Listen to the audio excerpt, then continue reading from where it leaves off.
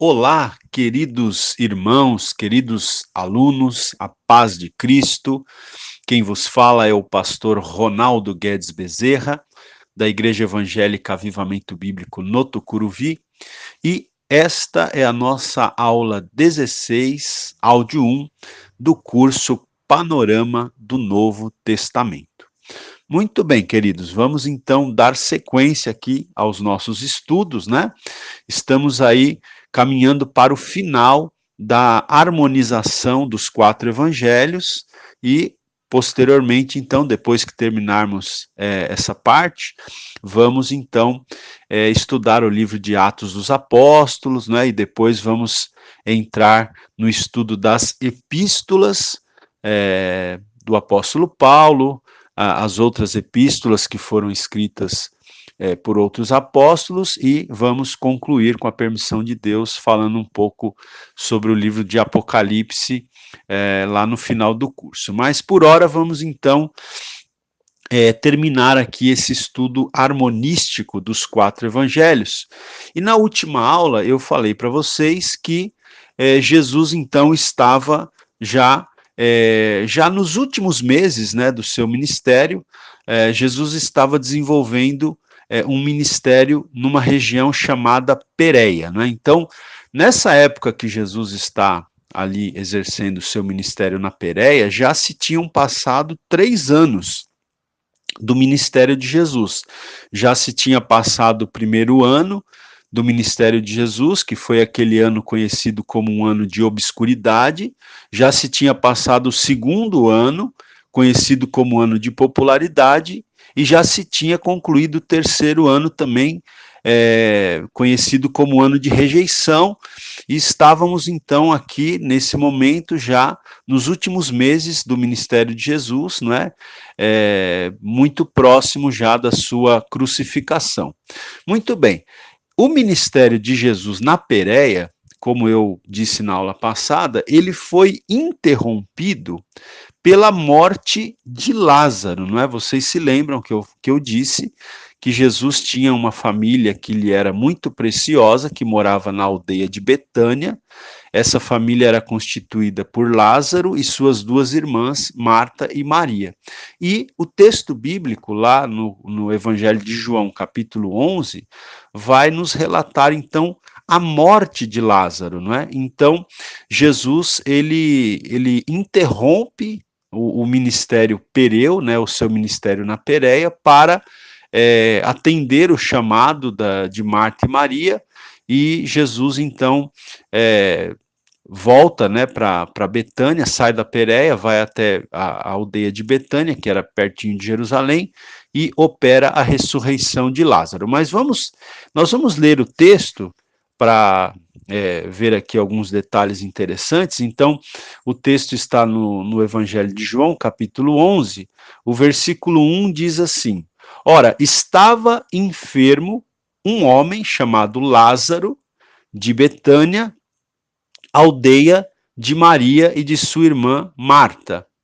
E aí o verso 2 esclarece para a gente que Maria era irmã, né, de Lázaro, ou que Lázaro era irmão de Maria e, consequentemente, também irmão de Marta. O versículo 3 de João capítulo 11 nos diz o seguinte: mandaram, pois, as irmãs, né, Marta e Maria, mandaram, pois, as irmãs dizer a Jesus: Senhor, eis que está enfermo aquele que tu amas. Então veja que no próprio recado, não é, que Maria e Marta mandam para Jesus, elas elas mandam dizer para Jesus que estava enfermo, ele ainda não havia morrido nesse momento, estava enfermo aquele que tu amas, que era o irmão delas, o Lázaro. E o próprio texto bíblico, no versículo 5, afirma, né, esse amor de Jesus por essa família, porque João 11,5 diz: ora, Jesus amava a Marta e a sua irmã e a Lázaro. Quando, pois, ouviu que estava enfermo, ficou ainda 2 dias no lugar onde se achava. Jesus, quando ouviu que Lázaro estava enfermo, quando o recado de Marta e Maria chegou para Jesus, Jesus ele não foi imediatamente para Betânia, ele ainda ficou, o texto diz que ele ainda ficou 2 dias no lugar onde ele se achava. Isso não porque, não é, ele não amasse, obviamente o texto está claro aqui dizendo que Jesus amava essa família, mas nós sabemos que Jesus ele sempre estava aí no controle das situações. Jesus, não é, ele sabia que Lázaro iria morrer, mas ele também sabia que ele iria ressuscitar Lázaro e que essa ressurreição, que esse sinal que Jesus faria, teria uma grande repercussão, né? Então, o texto, eu vou aqui, gente, eu separei alguns versículos do capítulo 11 de João, porque é um texto bem longo, né? Depois você leia na sua Bíblia, mas eu separei alguns versículos que eu achei aqui mais interessante para o nosso propósito, achei mais interessantes para o nosso propósito. Então, o versículo 17 de João 11 diz o seguinte: chegando, pois, Jesus encontrou-o já com 4 dias de sepultura. Então, não era próximo, né?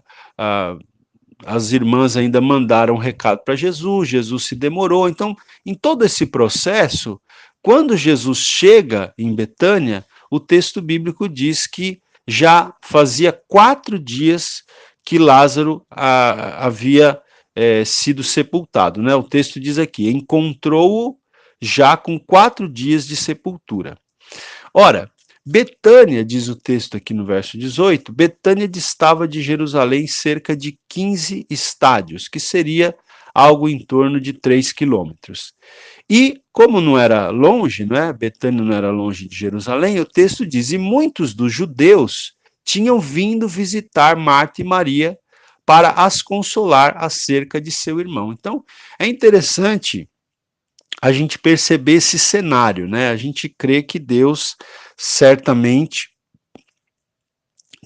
Deus certamente no controle de todas as situações, permite, né, todo esse cenário aqui. Então você tem, no momento que Jesus chega ali, em Betânia, e que Jesus vai efetuar a ressurreição de Lázaro, você tem ali muitos judeus, né, como diz o texto, que tinham vindo de Jerusalém para visitar Marta e Maria, para consolá-las, né? Então, tinha muita gente ali, tinha muito movimento ali naquele momento em que Jesus chegou, e o texto diz que Marta, versículo 20, Marta, pois ao saber que Jesus chegava, saiu-lhe ao encontro. Maria, porém, ficou sentada em casa. Disse, pois, Marta a Jesus. Então, Marta, sabendo que Jesus estava chegando, ela vai ao encontro de Jesus, não é? E o texto diz que ela disse o seguinte para Jesus: Senhor, se tu estiveras aqui, meu irmão não teria morrido. E aí no verso 23, Jesus responde para Marta: teu irmão há de ressurgir. Disse-lhe Marta: sei que ele há de ressurgir na ressurreição, no último dia. Então Jesus fala para ela aqui: teu irmão há de ressurgir, né, de ressuscitar. E ela, então, ela responde da seguinte maneira: não, eu sei, Senhor, que ele vai ressurgir, que ele vai ressuscitar no último dia. E foi nesse contexto, então, dessa conversa com Marta, desse diálogo com Marta, que Jesus traz aquele versículo famosíssimo, que é João 11, 25, e também o versículo 26, e Jesus diz para Marta o seguinte: eu sou a ressurreição e a vida. Quem crê em mim, ainda que morra, viverá. Então Jesus diz aqui, né? Eu sou, né? Mais uma vez a expressão eu sou, que liga, né? Aquela identificação do Senhor Jeová no Antigo Testamento, com o grande eu sou, e ele diz aqui, eu sou, mas ele complementa, eu sou a ressurreição e a vida. Quem crê em mim, ainda que morra, né? Jesus está falando, quem crê em mim, ainda que passe pela morte física, viverá, ou seja, vai ressurgir, vai ressuscitar. E o versículo 26, Jesus completa, e todo aquele que vive e crê em mim jamais morrerá. Crês isto? Então Jesus fala para Marta, né, também, que todo aquele que vive, que está vivo, mas que crê no Senhor Jesus, jamais morrerá. Ou seja, Jesus está dizendo que mesmo aqueles que morrerem fisicamente, jamais morrerão espiritualmente, porque se crerem em Jesus, viverão eternamente na presença de Deus, né? A morte física não será e não é o fim, né?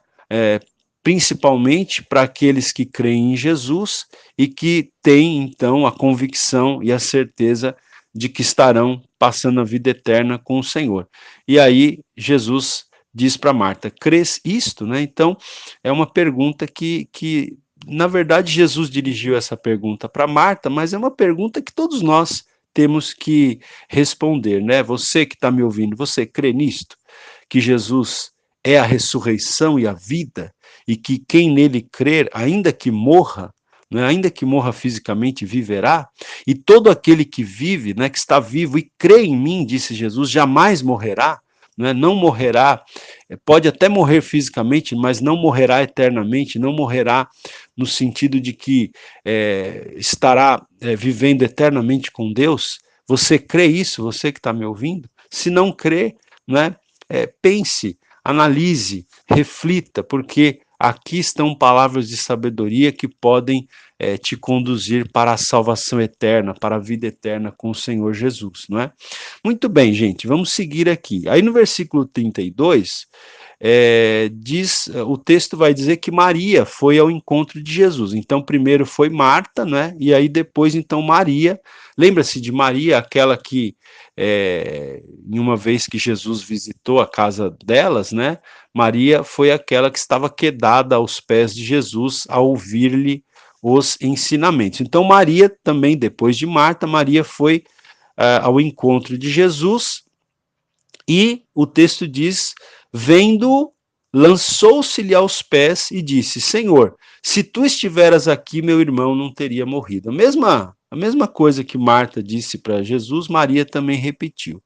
E o verso 33 diz, Jesus, pois, quando a viu chorar, né, Jesus quando viu Maria chorar, e chorarem também os judeus que com ela vinham, comoveu-se em espírito e perturbou-se. Então Jesus se comoveu e perguntou: Onde o pusestes? Responderam-lhe: Senhor, vem e vê. Então Jesus, o texto diz que Jesus se comoveu e perguntou onde o corpo havia sido colocado. E o pessoal então levou Jesus até o local. E aqui nós temos na sequência o menor versículo da Bíblia, composto apenas de duas palavras, que diz Jesus chorou. Então, o próprio Jesus chorou, ele se comoveu, não é? E eu gosto muito desse texto, irmãos, porque mostra a identificação de Jesus conosco, não é? E se Jesus é a imagem de Deus, e nós cremos que ele é, se Jesus é aquele que veio nos revelar o Pai, e nós cremos que ele veio, então a reação de Jesus mostra para a gente qual é a reação do Pai, não é? Muitas vezes as pessoas perguntam, será que Deus se importa com o sofrimento das pessoas? Então, quando Jesus chorou aqui, isso é uma prova de que não só Jesus se importava, como ele, que é a imagem de Deus, que é a imagem do Pai, então nos revela que Deus se importa, sim, que Deus, não é? Ele se importa, e aqui nós vemos uma identificação, né, de Jesus, nós vemos uma identificação da divindade com o sofrimento do ser humano. Então, Deus se importa sim, não é? E a maior prova de que Deus se importa com o sofrimento do ser humano é que ele nos enviou Jesus Cristo, não é? Ele enviou Jesus Cristo para nos redimir, não é? E sabemos que um dia Jesus voltará e estabelecerá o seu reino de justiça, de paz, de amor, de harmonia, né? E o sofrimento humano cessará.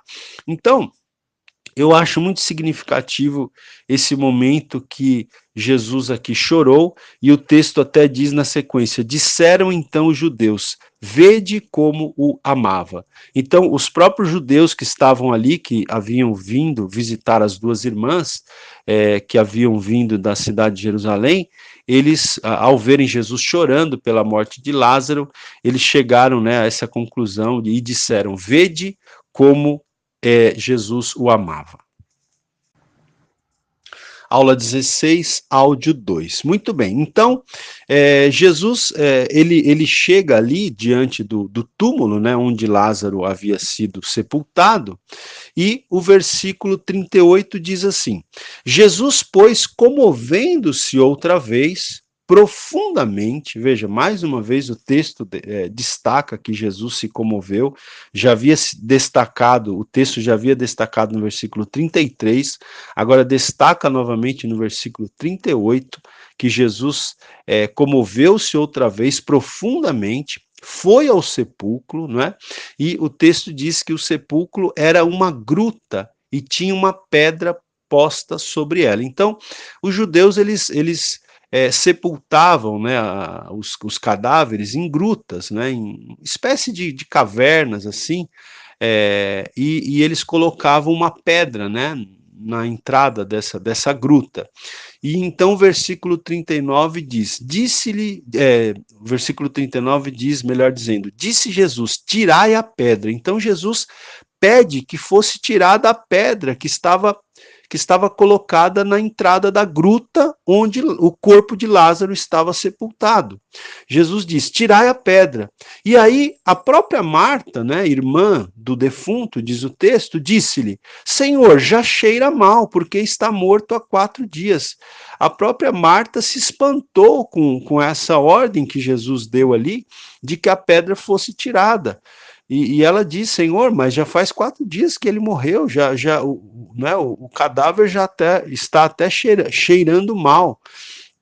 E aí qual foi a resposta de Jesus para ela? Respondeu-lhe Jesus, não te disse que se creres, verás a glória de Deus? Olha que texto lindo, né, irmãos? Se creres, verás a glória de Deus. Então o verso 41 diz, tiraram então a pedra, e Jesus, levantando os olhos ao céu, disse, Pai, graças te dou, porque me ouviste. Eu sabia que sempre me ouves, mas por causa da multidão que está em redor, é que assim falei, para que eles creiam que tu me enviaste. E tendo dito isto, clamou em alta voz, Lázaro, vem para fora. Veja, então Jesus, olha, imagina a cena, né? A família enlutada, as pessoas enlutadas, muita gente ali presente, porque tinham ido visitar Marta e Maria para as consolar, e Jesus então manda tirar a pedra. Imagine a expectativa que foi se criando, e de repente Jesus dá um brado e ordena que Lázaro saia para fora do sepulcro, né? E então ocorre um milagre espantoso, um milagre sobrenatural, não é? Isso aqui não é explicado por vias naturais, é extraordinário, né? É extraordinário, é sobrenatural e somente Deus pode fazer, né? Milagres assim, pode fazer coisas grandiosas como essa. Então o texto diz, no versículo 44, diz o seguinte, saiu o que estivera morto. Então esteve morto por 4 dias, mas ele saiu do túmulo.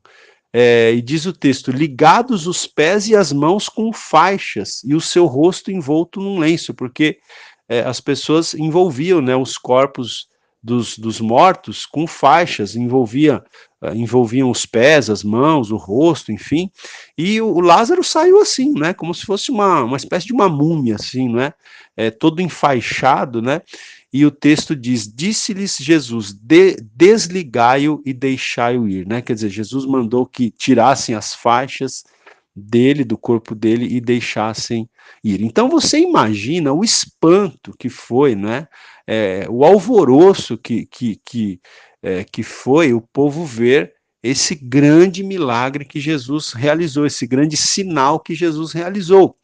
Tanto que o texto bíblico continua dizendo o seguinte, no versículo 45. Muitos, pois, dentre os judeus que tinham vindo visitar Maria e que tinham visto o que Jesus fizera, creram nele. Então veja, muitos que tinham vindo de Jerusalém creram em Jesus ao verem este sinal miraculoso. No entanto, o versículo 46 diz: mas alguns deles foram ter com os fariseus, né, com os religiosos lá de Jerusalém, e disseram-lhes o que Jesus tinha feito. Então, os principais sacerdotes e os fariseus reuniram o sinédrio e diziam: que faremos? Porquanto este homem vem operando muitos sinais.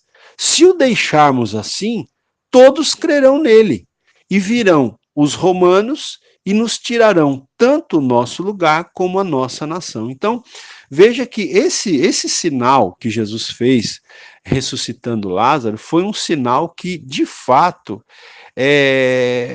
vamos dizer assim, vou usar essa palavra, acelerou, né, as tratativas ali dos poderosos para tentarem eliminar Jesus, porque eles estavam incomodados. Veja que quando ficaram sabendo desse sinal que Jesus fez, então esses principais sacerdotes, os fariseus, se reuniram com o sinédrio, que também era composto de saduceus, né? E eles então começaram a conversar. O sinédrio, que era aquela espécie de senado, né, dos judeus, eles começaram então a se perguntar: que faremos? Não é? Porque esse homem vem operando muitos milagres, e eles então entenderam que eles tinham que fazer alguma coisa, não é? Até mesmo para tirar Jesus de cena. Eles dizem aqui: se o deixarmos, todos crerão nele, não é? E eles também temiam a ameaça dos romanos, que, como eu disse, eles eram dominados pelos romanos nessa época. Então eles dizem aqui: virão os romanos e nos tirarão tanto o nosso lugar como a nossa nação. Então eles tinham receio, né, de que o que Jesus estava fazendo, os milagres, enfim, causasse ali algum tipo de conturbação da ordem, e eles temiam perder o lugar deles, né? Tanto que eles dizem aqui: nos tirarão tanto o nosso lugar como a nossa nação. Então, no versículo 53 diz assim: desde aquele dia, pois, tomaram conselho para o matarem. Então, desde aquele dia, logo na sequência da ressurreição de Lázaro, as autoridades religiosas dos judeus entenderam que eles tinham que eliminar Jesus, e entenderam que a maneira de eliminar Jesus seria matando Jesus, né? E o versículo 54 diz: de sorte que Jesus já não andava manifestamente entre os judeus, mas retirou-se dali para a região vizinha ao deserto, a uma cidade chamada Efraim, e ali demorou com os seus discípulos. Então Jesus, ele termina se retirando, porque Betânia era próximo de Jerusalém, né? Então Jesus, ele termina se retirando para uma cidade chamada Efraim, não é?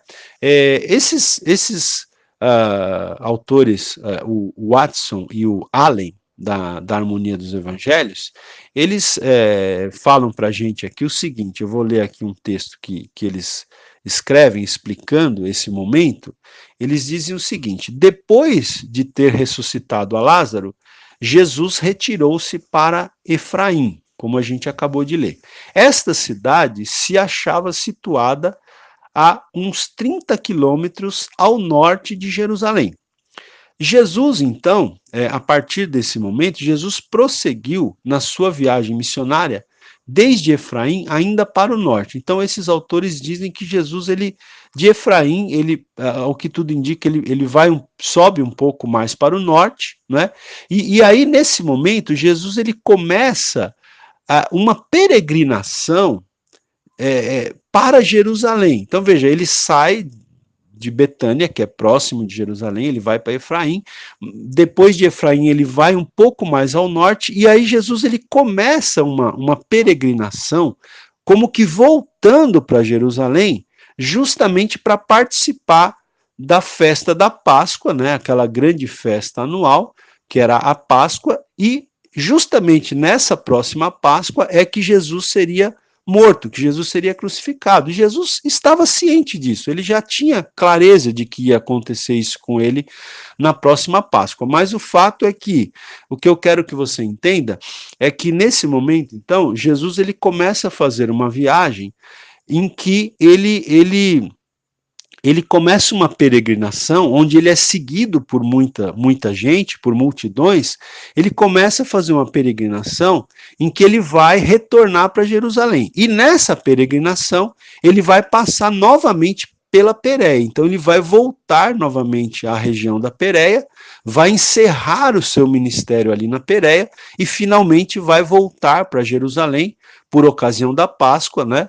Que é a última Páscoa do seu ministério, quando ele então vai ser crucificado e morto, né, e vai morrer pelos nossos pecados. Muito bem, nesse processo então, dessa viagem que Jesus está fazendo por várias regiões onde ele vai passar pela Pérea, né, e voltar para Jerusalém por ocasião da Páscoa, então acontece também um outro fato interessante nesse meio tempo, que é a cura de 10 leprosos, né? Isso está em Lucas, no capítulo 17, do versículo 11 até o 19, que diz o seguinte, eu vou ler aqui a partir do versículo 12, né? Ao entrar em certa aldeia, saíram-lhe ao encontro 10 leprosos, os quais pararam de longe e levantaram a voz dizendo, Jesus, mestre, tem compaixão de nós. Então Jesus, ele está passando por uma localidade e 10 leprosos pararam de longe, porque os leprosos eles não poderiam se aproximar, né? E eles viviam em grupo mesmo, eles viviam juntos, porque eles eram excluídos da vida social, da sociedade, então eles terminavam fazendo o seu próprio grupo de convívio, e, portanto, 10 leprosos, eles pararam de longe, porque eles não poderiam se aproximar, mas eles clamaram, Jesus, mestre, tem compaixão de nós. E o texto diz, ele, logo que os viu, né, Jesus, logo que os viu, disse-lhes, ide e mostrai-vos aos sacerdotes. Né? Veja, é interessante esse momento aqui, porque quando um leproso, quando alguém que tinha uma doença na pele, entendia que estava curado, ele, segundo a lei de Moisés, ele tinha que se apresentar ao sacerdote para que o sacerdote averiguasse se a cura, né, havia de fato acontecido. E aqui Jesus manda que eles se encaminhem, se dirijam aos sacerdotes, não é? Mesmo antes de terem sido curados. É interessante isso, não é? Porque geralmente um leproso, uma pessoa que tinha problema de pele, só ia até o sacerdote quando ele já estava curado, quando ele entendia que tinha melhorado, que o problema dele tinha passado. Mas aqui Jesus eles pedem que Jesus tivesse compaixão deles, e a resposta de Jesus foi, ide e mostrai-vos aos sacerdotes, né? E o texto diz, e aconteceu que, enquanto iam, ficaram limpos, né? Ou seja, ao tomarem essa atitude, ao obedecerem a palavra de Jesus e agirem em fé, né, em tomarem uma atitude de fé, esses 10 leprosos foram curados, né, foram limpos. Né? Então, esse texto aqui, ele destaca, né, irmãos, que nós precisamos, baseados na palavra de Deus, na orientação de Deus, na palavra do Senhor Jesus, a gente tem que agir em fé. Né? E eles agiram em fé, e enquanto eles estavam indo se apresentar ao sacerdote, eles ficaram limpos, eles foram curados, aconteceu um milagre aqui, não é? E aí o texto diz, um deles, vejam, eram 10, não é? Mas o texto destaca que apenas um deles, vendo que fora curado, voltou glorificando a Deus em alta voz, não é? E prostrou-se com o rosto em terra, aos pés de Jesus, dando-lhe graças. E este era samaritano. Perguntou-lhe, pois, Jesus, não foram limpos os 10? E os 9, onde estão? Não se achou quem voltasse para dar glória a Deus, senão este estrangeiro? E disse-lhe, levanta-te e vai, a tua fé te salvou. Então, ainda Jesus destaca que apenas, né, o texto destaca que apenas um voltou, e que esse um que voltou não era nem judeu, era um samaritano, era um estrangeiro. A gente sabe que os judeus não se davam com os samaritanos. Mas veja, foi um samaritano que voltou e que foi grato, né? Então, aqueles que faziam parte do povo de Deus não foram tão gratos quanto aquele que não fazia parte do povo de Deus, né? Então, é mais uma amostra aqui, né, interessante que o texto nos dá. Muito bem, vamos seguir. Aula 16, áudio 3. Muito bem. Jesus prossegue, seguido pelas multidões, ele prossegue na viagem a Jerusalém para assistir à Páscoa. Então, Jesus continua fazendo aquela viagem, na qual ele vai passar, inclusive, pela Pérea e vai rumo a Jerusalém, onde ocorrerá a Páscoa, na qual ele será crucificado. Nessa viagem, ainda durante essa viagem, Jesus, muito possivelmente, né, durante esse momento dessas viagens, de acordo aqui com os estudiosos da harmonia dos evangelhos, Jesus ele vai contar parábolas sobre a oração. E uma delas é aquela parábola que fala da viúva importuna e o juiz iníquo, né? Então, eu vou ler rapidamente esse texto, está em Lucas, capítulo 18, a partir do versículo 1, diz assim: Contou-lhes também uma parábola sobre o dever de orar sempre e nunca desfalecer. Então, veja, Jesus conta uma parábola para enfatizar, né, o dever de nós estarmos sempre em oração e nunca desfalecermos, nunca desanimarmos, nunca esmorecermos, né? Então diz aqui no versículo 2: Havia em certa cidade um juiz que não temia a Deus, nem respeitava os homens. Havia também naquela mesma cidade uma viúva que ia ter com ele, dizendo: Faze-me justiça contra o meu adversário. Então Jesus fala de uma determinada cidade onde habitava um juiz, que era um juiz iníquo, era um juiz que não temia a Deus, não respeitava ninguém, mas naquela mesma cidade havia uma viúva que ela tinha uma causa a ser julgada e ela ficava insistindo com esse juiz para que esse juiz julgasse a causa dela. E o texto diz que por algum tempo não quis atendê-la, não é? Por algum tempo o juiz não quis atendê-la, mas depois disse consigo: ainda que não temo a Deus nem respeito aos homens, todavia, como esta viúva me incomoda, hei de fazer-lhe justiça, para que ela não continue a vir molestar-me. Então, o juiz aqui da parábola, ele decide fazer justiça para aquela viúva, não porque ele fosse um juiz reto, mas porque ela o incomodava, ela o importunava, não é? E aí Jesus conta essa parábola e depois ele diz: prosseguiu o Senhor, ouvi o que diz esse juiz injusto.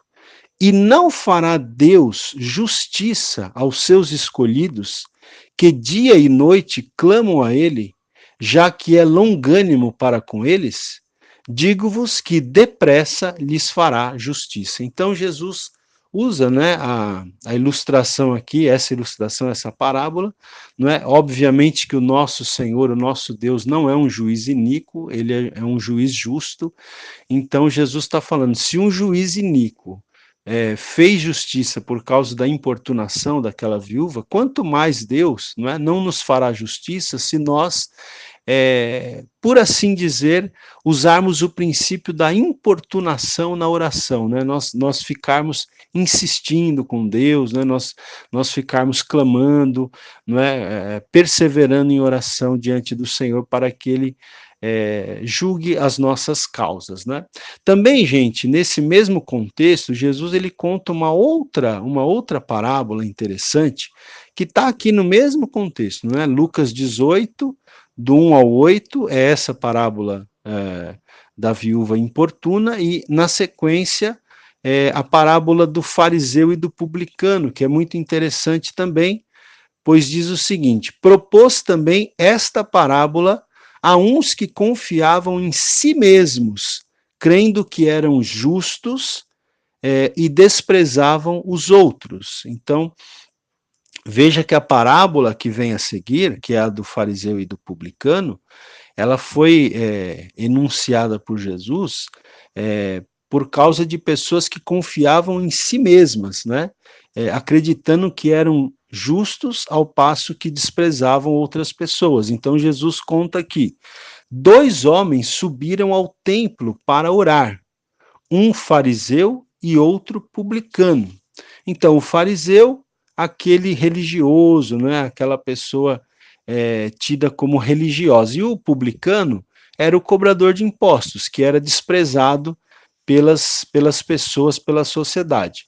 E o versículo, então, 11 diz: o fariseu, de pé, assim orava consigo mesmo: ó Deus, graças te dou que não sou como os demais homens, roubadores, injustos, adúlteros, nem ainda como este publicano.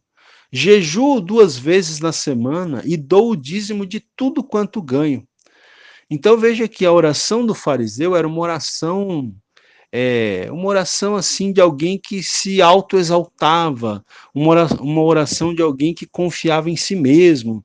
Então ele estava dizendo: Senhor, eu sou grato porque eu não sou, né, como os demais homens, eu não sou como esse publicano aí que está aqui do meu lado, mas eu jejuo, eu dou o dízimo, eu faço isso, eu faço aquilo, a oração dele era centrada nele mesmo, no ego dele, ou seja, ele estava confiando em si mesmo, né, para ser justificado diante de Deus, para ter a sua oração ouvida, não é?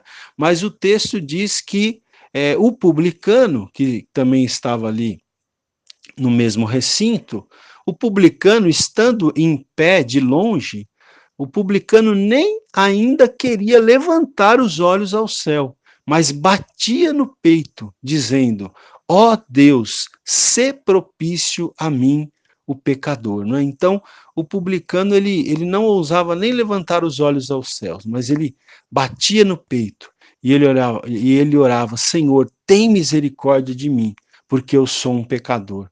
Então veja que o publicano, embora desprezado socialmente, ele captou, né, melhor a verdadeira espiritualidade, porque ele não confiava em si mesmo, ele não confiava nos seus próprios méritos, ele não se baseava no seu ego, na sua própria justiça, mas ele entendia que ele dependeria da graça de Deus, da justiça que vem de Deus, da aceitação que vem de Deus. Por isso, ele não falava dos seus méritos, não é? E ele batia no peito, e ele pedia misericórdia e graça de Deus. E o texto termina dizendo assim: digo-vos que este, né, no caso o publicano, este desceu justificado para a sua casa, e não aquele, ou seja, não o fariseu. Porque todo o que a si mesmo se exaltar será humilhado, mas o que a si mesmo se humilhar será exaltado. Então, Jesus ainda ensina, né, esse princípio aqui do reino de Deus, que é muito interessante, né, que aquele que se exalta vai ser humilhado, mas aquele que se humilha será exaltado. Amém? Então, vamos trilhar pelo caminho da humildade, né? Da humilhação diante de Deus, porque o Senhor, a seu tempo, nos exaltará. Muito bem, queridos, na sequência aqui, então, Jesus ele continua na sua viagem, né? A partir desse ponto que a gente vai falar agora, ele está além do Jordão, ou seja, para o lado mesmo da Pérea, então ele termina voltando para essa região da Pérea, e ele está nessa viagem, ao final da qual ele vai participar da Páscoa em Jerusalém, na qual ele vai ser crucificado. Muito bem, então, no final do ministério pereu, aqui Jesus está na Pérea, mas já está, né, finalizando o ministério pereu, os textos bíblicos, principalmente de Marcos capítulo 10, do versículo 1 ao 12, e Mateus 19, também do 1 ao 12, esses textos eles tratam da questão do divórcio, né? Jesus ele termina aqui falando a respeito da questão do divórcio. Eu não vou entrar aqui nesses textos. Se alguém quiser, então pode ler essas referências que eu acabei de citar, né? E Jesus explica aqui algumas coisas a respeito do divórcio, obviamente condenando, né, essa prática que, conforme o texto, Moisés havia até permitido por causa da dureza do coração das pessoas. Vamos seguir aqui. Na sequência, Jesus também abençoa algumas crianças, né? Jesus abençoa algumas crianças, não é? O texto de Marcos 10, versículo 13, diz o seguinte: então lhe traziam algumas crianças para que lhes tocasse, mas os discípulos os repreenderam. Jesus, porém, vendo isto, vendo que os discípulos estavam repreendendo, não é, as pessoas que lhe traziam crianças, Jesus, vendo isto, indignou-se e disse-lhes: deixai vir a mim as crianças, e não as impeçais, porque de tais é o reino de Deus. Em verdade vos digo que qualquer que não receber o reino de Deus como criança, de maneira nenhuma entrará nele.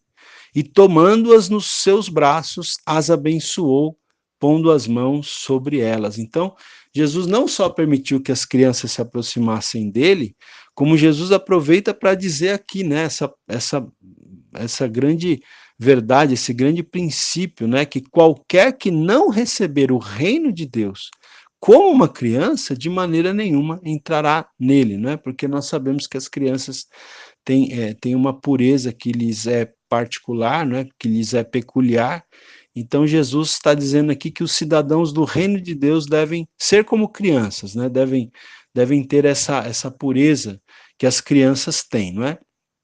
Muito bem. E depois nós temos também na sequência aquele texto em que um jovem rico, né? Ele chega até Jesus e faz a Jesus a seguinte pergunta: bom mestre, que hei de fazer para herdar a vida eterna?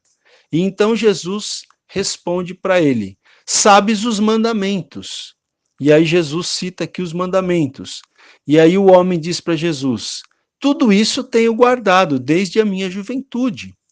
E aí então Jesus disse o seguinte: ainda te falta uma coisa.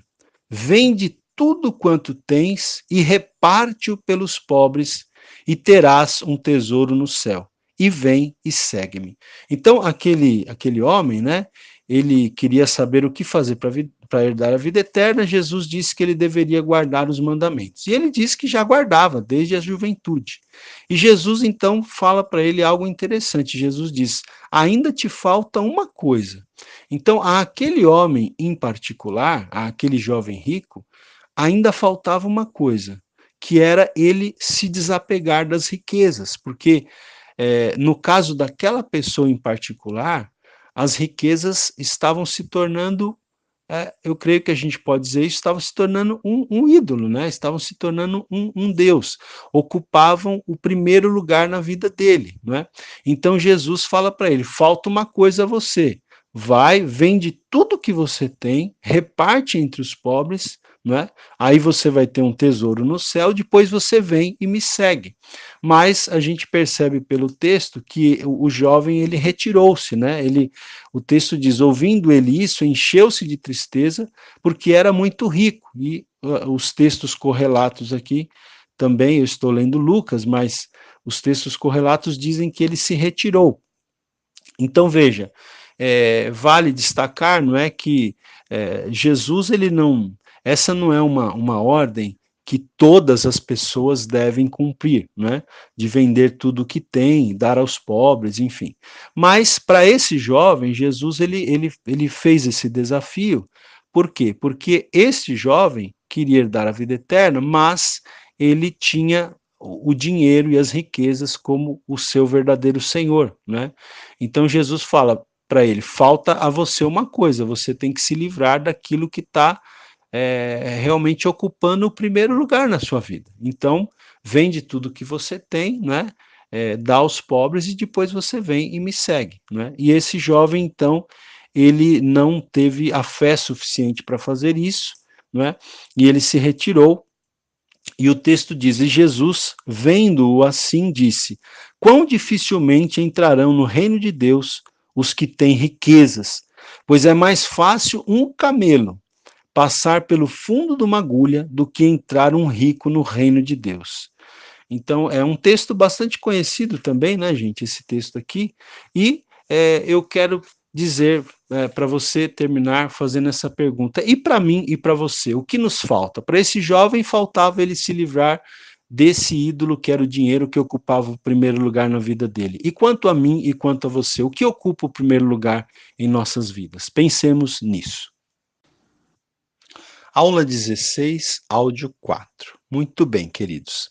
Bem, agora, a partir desse ponto da nossa aula, Jesus ele atravessa, né, o Jordão, ali perto da cidade de Jericó, portanto, ele deixa a Pérea, né, porque a Pérea fica do lado oriental do Rio Jordão, então Jesus atravessa o Jordão, aí ele demora um pouco de tempo nessa cidade, na cidade de Jericó, e continua a sua viagem, né, em companhia dos 12, das multidões de peregrinos que, em verdadeira romaria, subiam a Jerusalém para assistir à festa da Páscoa, repetindo mais uma vez, essa que seria a última festa da Páscoa do ministério de Jesus, inclusive aquela festa da Páscoa na qual Jesus seria crucificado, seria morto, né?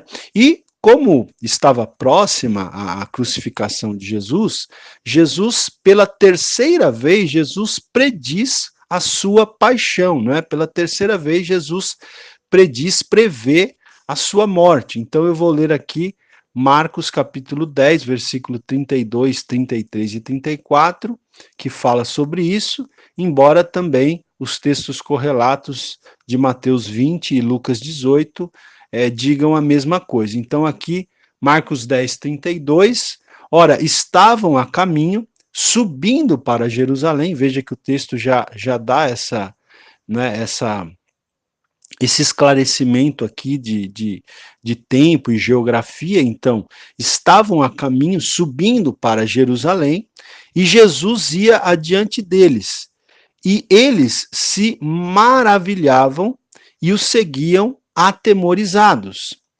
De novo, tomou consigo os 12, então veja, Jesus toma consigo os 12 e começou a contar-lhes as coisas que lhe haviam de sobrevir, dizendo: eis que subimos a Jerusalém, e o Filho do Homem será entregue aos principais sacerdotes e aos escribas, e eles o condenarão à morte, e o entregarão aos gentios, e hão de escarnecê-lo, e cuspir nele, e açoitá-lo, e matá-lo, e depois de 3 dias ressurgirá. Então, perceba que Jesus, ele tanto amava os seus discípulos, que ele foi tentando, né, preparar o coração dos discípulos para o momento em que ele seria preso, em que ele seria crucificado e em que ele seria morto. Jesus procura preparar os discípulos para esse momento, também já dizendo que ele ressuscitaria ao terceiro dia, mas, embora Jesus tenha tentado preparar os discípulos, no momento que realmente os discípulos viram acontecendo, né, a morte de Jesus, eles ficaram muito desnorteados, né, eles ficaram realmente, como se diz aí na linguagem popular, eles ficaram sem chão verdadeiramente.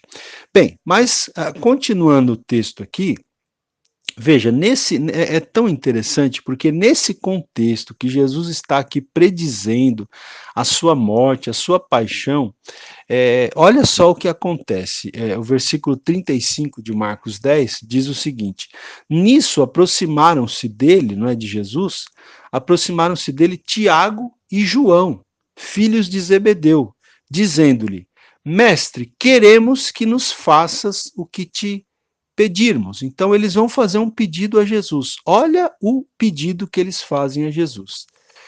Ele, pois, lhes perguntou: que quereis que eu vos faça? Responderam-lhe: concede-nos que, na tua glória, nos sentemos, um à tua direita e outro à tua esquerda. Olha o pedido que Tiago e João vão fazer para Jesus aqui, gente. Jesus está aqui, né, falando de morte, falando de sofrimento, e eles vão pedir para Jesus que Jesus permita que cada um deles sente à direita de Jesus na sua glória, não é? Um à direita e outro à esquerda, né, que se sentem junto a Jesus na sua glória. E aí qual foi a resposta de Jesus? Mas Jesus lhes disse: não sabeis o que pedis. Podeis beber o cálice que eu bebo e ser batizado no batismo em que eu sou batizado? E Jesus, né, pergunta isso para eles: vocês podem beber o cálice que eu estou para beber, não é? E ser batizado no batismo em que eu sou batizado? E qual era o cálice que Jesus ia beber? E qual era o batismo no qual ele seria batizado? Era a morte, era o sofrimento e a morte. E Jesus fala: vocês não sabem o que vocês estão pedindo, vocês podem por acaso beber o cálice que eu estou para beber? E sabe qual foi a resposta deles? Eles disseram: podemos. Eles estavam completamente sem noção, né? Sem entendimento do que eles estavam falando, do que eles estavam pedindo e do que estava para acontecer. E então Jesus diz a eles o seguinte: o cálice que eu bebo, a vez de bebê-lo, e no batismo em que eu sou batizado, a vez de ser batizados. Mas o sentar-se à minha direita ou à minha esquerda não me pertence concedê-lo, mas isso é para aqueles a quem está reservado, né? Então Jesus fala para eles: de fato vocês vão mesmo beber o cálice que eu estou para beber e vocês vão ser batizados com o batismo que eu vou ser batizado. Por quê? Porque anos depois esses dois, né, que se tornaram apóstolos, eles de fato seriam mortos, né? Eles beberiam o mesmo cálice que Jesus beberia naquela Páscoa.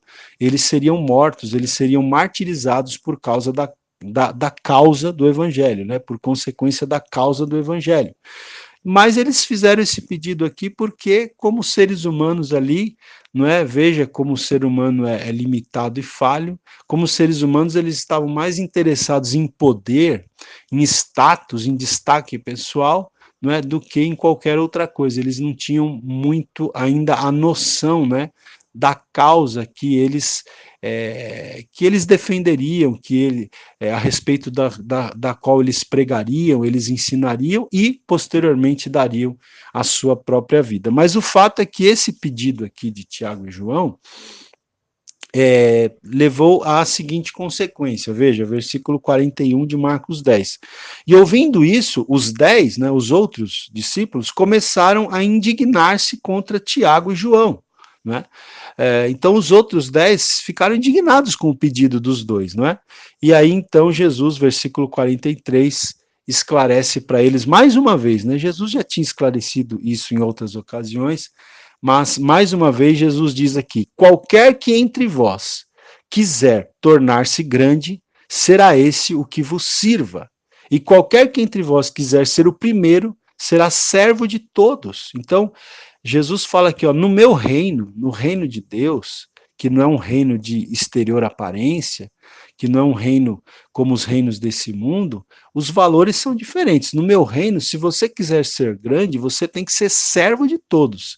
E se você quiser ser o primeiro, você tem que servir a todos. Pois também disse Jesus: o Filho do Homem não veio para ser servido, mas para servir e para dar a sua vida em resgate de muitos. Então Jesus diz que ele mesmo, né, o próprio Filho de Deus, o Todo-Poderoso, ele não tinha vindo para ser servido, mas ele tinha vindo para servir. Então veja, gente, que o poder, quando nos é dado, não nos é dado para nós nos servirmos, para nós nos locupletarmos, né, do poder. O poder nos é dado para que nós sirvamos àqueles que de fato precisam ser servidos em suas necessidades. Muito bem. Na sequência, Jesus ainda vai curar 2 cegos perto ali da cidade de Jericó, né? Esses textos estão nos 3 evangelhos sinóticos. Jesus cura 2 cegos perto de Jericó, né? Nós temos também o que acontece ainda nesse processo, nessa viagem. em que Jesus está indo em direção de Jerusalém, acontece também a visita que Jesus faz a Zaqueu. Então eu quero ler rapidamente aqui esse texto, que diz o seguinte, tendo, Lucas capítulo 19, a partir do versículo 1, né? Tendo Jesus entrado em Jericó, ia atravessando a cidade. Havia naquela cidade de Jericó, um homem chamado Zaqueu, o qual era chefe de publicanos e era rico. Então esse Zaqueu, gente, ele era um publicano que era... Quem eram os publicanos? Os publicanos eram os cobradores de impostos, né? Então, por que que eles eram desprezados? Porque eles cobravam impostos dos seus próprios conterrâneos para dar esse dinheiro dos impostos aos romanos, que era o povo opressor dos judeus naquele momento. Então, os publicanos sempre eram desprezados. Por quê? Tiravam o dinheiro do povo judeu para dar aos romanos, que eram os dominadores deles. E Zaqueu, ele não era apenas um publicano, ele era, o texto diz que ele era o chefe dos publicanos. E ele era rico, né?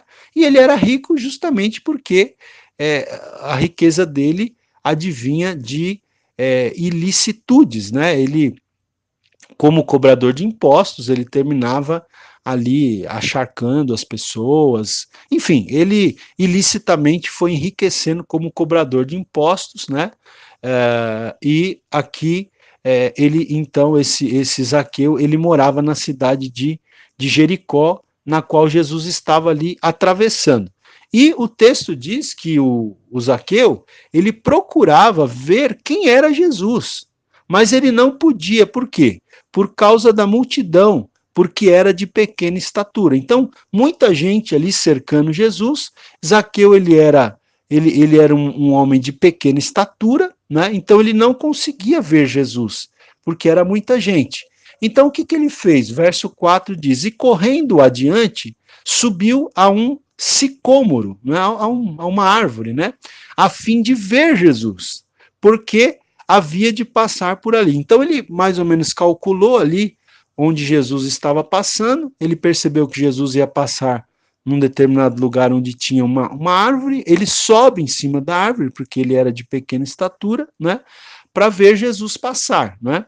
Mas o que diz o texto? Quando Jesus chegou àquele lugar, onde Zaqueu estava lá em cima daquele sicômoro, quando Jesus chegou àquele lugar, Jesus olhou para cima e disse-lhe, Zaqueu, desce depressa, porque importa que eu fique hoje em tua casa. Olha que interessante. Então, Jesus parece que, né, mesmo no meio daquela multidão, Jesus conseguiu perceber ali aquele homem que estava curioso, que, né, estava com interesse de saber quem era Jesus.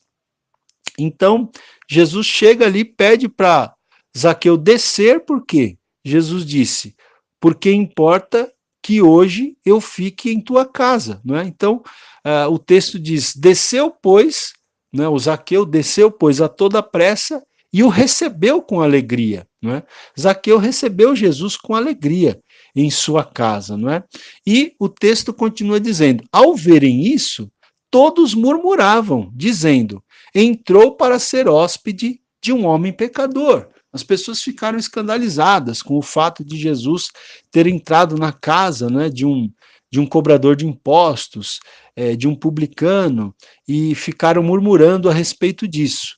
Mas o texto diz o seguinte, Zaqueu, porém, levantando-se, disse ao Senhor, eis aqui, Senhor, dou aos pobres metade dos meus bens, e se em alguma coisa tenho defraudado alguém, eu lhe restituo quadruplicado. Então, Zaqueu aqui, veja, diferentemente daquele jovem rico, né, que foi embora quando Jesus disse que ele deveria vender tudo que ele tinha e dar aos pobres, aqui o Zaqueu ele se compromete a dar metade, não é, dos seus bens aos pobres e ainda se comprometeu a restituir 4 vezes mais a toda e qualquer pessoa que ele havia defraudado, que ele havia prejudicado, que ele havia cobrado indevidamente.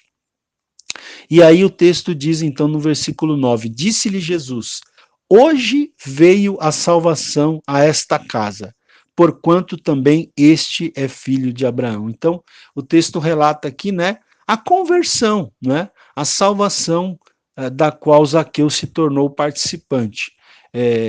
Zaqueu, então, aqui ele se converte ao Senhor Jesus, e ele não só se converte de palavras, mas ele dá provas disso através das suas atitudes, né?